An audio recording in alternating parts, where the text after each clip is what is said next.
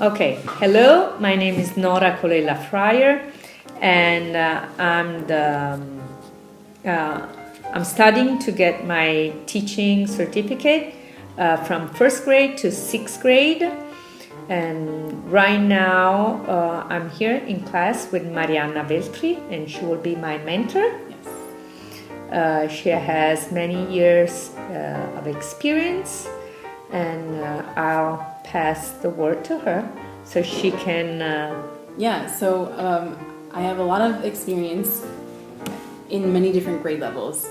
So I've done kinder, first, second, third, fourth, so hopefully my role will be to guide you in whatever it is that you're trying to get across in your lessons, making sure that you're addressing all of the standards, and hopefully I can provide you with some feedback that can maybe help you guide your lesson in the direction that you want it to go in, with some examples or something that I've used in my class that might be helpful to you. Yes, that's great, and in fact that's why I chose you to be my mentor, because at the beginning of the school year I was a teacher aide, and I had a chance to come into your class, and also last year I was able to, when I first started to work here, they told me that whenever I needed help, I should have come up to you. And I really like the way you're teaching, the way your class is set up, and I really like the way you're teaching. Thank you. Well, I will say this, that when I was in your place, I had several different mentors. I was also in several different classes, and I collaborated with different people. So I feel like my teaching style is a combination of all the things of all the teachers that I've watched, that I've seen, and I took from them the things that I felt really worked, and I tried to take all of those things and then make it my own, use it for myself. So you might, be observing a teacher or be getting feedback that you think is great, but you also have to make it work for you. So yes. that's kind of how my teaching style developed. And yes. I kind of took the things that I really liked and that's great. And in fact, that's what we are and that's learning. what I hope to provide to you. So thank you. And that's what we're learning here at Teach Now, how important it is to have feedbacks from the other teachers. Absolutely. How important it is to go into somebody else's class and to see what they're doing yes. and learn from them. Exactly. So it's great. And unfortunately, I'm going to try to be in your class and watch you so I can learn as much as possible. But as you know, since September, I'm substituting our colleagues. So I have my own class, my fourth grade class here at the ISN.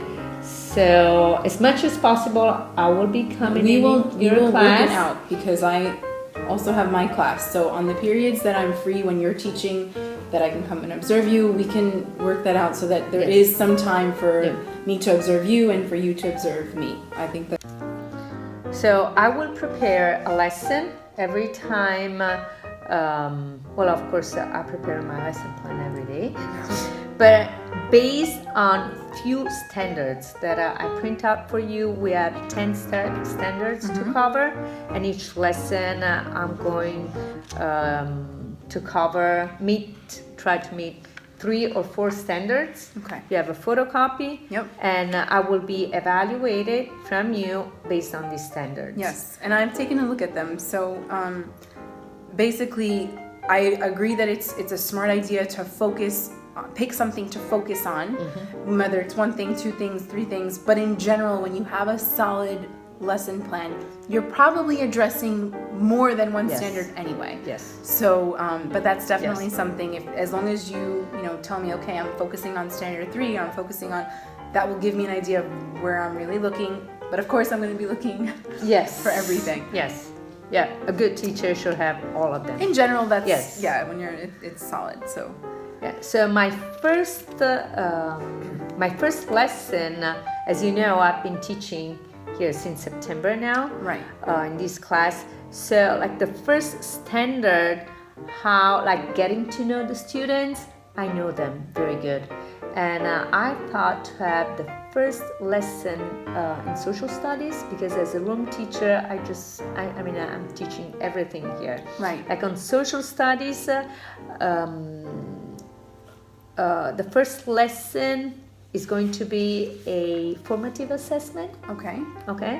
And how I differentiate during the formative assessment. In fact, I will take my students to the computer lab, and I will be focusing, of course, on 4 or 5 standards. But like, I know the students already. Okay. And then as much as possible, I would love to come and watch your classes. But, okay. So I would say that as far as getting to know the students, I agree that at this point in the year, it's silly to do something like it's okay, like a getting to know you lesson because you know them already. As far as student development, though, that's something that continues. Yes. Like that's something that will it carries out throughout the whole year, throughout their whole course in education. So.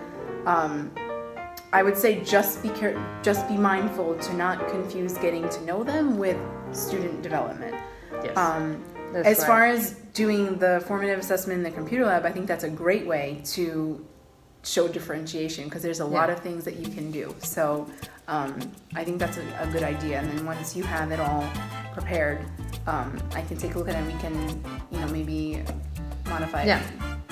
We'll see. To what best fits your needs. Video. If it's need be. Yeah, I'd rather video, or if you can come and be there at that time, we'll try to. Yes, and schedule. If you're not sure or you have questions about how to go about doing something, definitely ask because if I can provide you with some guidance or even some ideas, that would be great. Even though I've seen some of the things that you've done, so I'm sure it's going to be great.